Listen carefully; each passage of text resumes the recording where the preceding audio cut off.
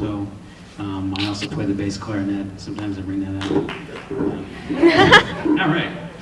It's not often you get applause just for mentioning that. Got to remember that.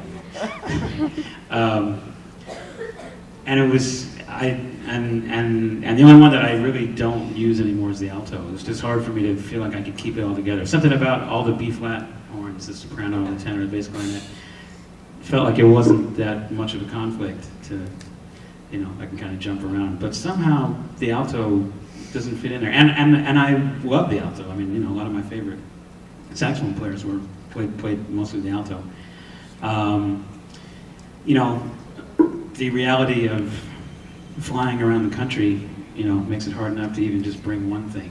So oftentimes, I don't have a chance to bring all the stuff. It'd be nice to have the soprano and bass clarinet, be able to grab whatever, but the schlepping is forbidding.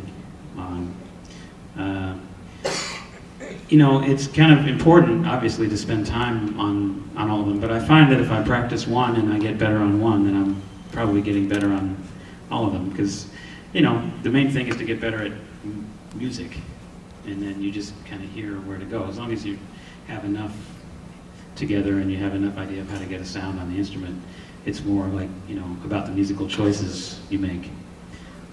So I find that even if I'm just practicing tenor, when I go to the soprano, there's some new stuff there too. Yeah. Yeah. And when did you start getting together in this kind of format? You started playing with bass, piano, and drums, and how important is that? Oh yeah. I mean, I think I started playing with the rhythm section. It wasn't that long after I started playing saxophone, because I was really into it. And there were a number of folks around the Columbia, South Carolina area. That's where I'm from. Got associated with the university and some of the local musicians that I got together with fairly soon afterwards. And there's nothing like that. I mean, there's just no substitute for playing music with other people, especially jazz music. I mean, that's the point. It's not. It's this. I mean, that's the amazing thing about this music, is that there's a form usually, not always, but everyone is playing what they want to play at that moment. Their roles. Bass is going to walk, whatever. But again, maybe not. And the act of listening ends up making something better than you could ever imagine by yourself. And this is the thing that I've really grown to thrive on. Just the social aspect of this whole thing. And then you add an audience. If you're lucky enough to have an audience, and that's more energy that gets into the mix. But it's all. I mean, I think the most important thing about learning how to play music is learning how to listen. Listen to the people that you're playing with, and also listen to yourself. Be able to judge what's going to be good for the moment, regardless of maybe what you had in mind to play. Just get rid of that and go, okay, well, what does this moment feel like it needs? And it's the kind of thing that you can't just learn by yourself in a practice room. And then there's also the thing of, having the chance to get together with people your age that are interested in playing the music. That's really how it always happened. Jazz didn't grow out of somebody sitting by himself in a room thinking, I think I'll invent a new style of music.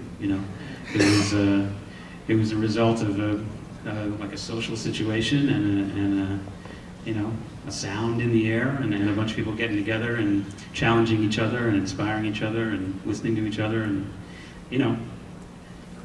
finding new things that way. It's always been that way, and I think that's actually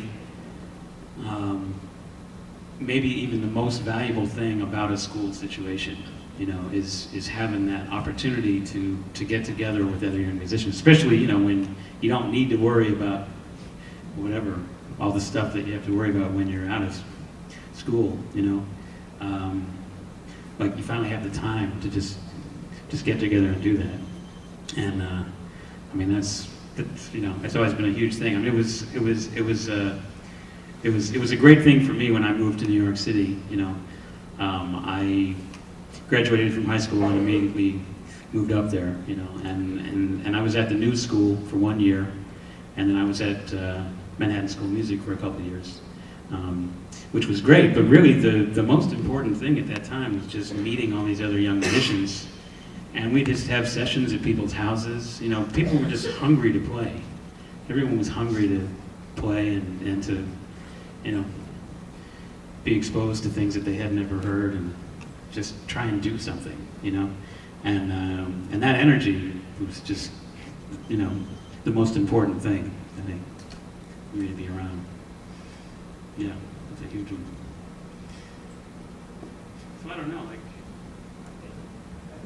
right. I could also do a short one too. Okay, sure. Yeah. How about just like a short, like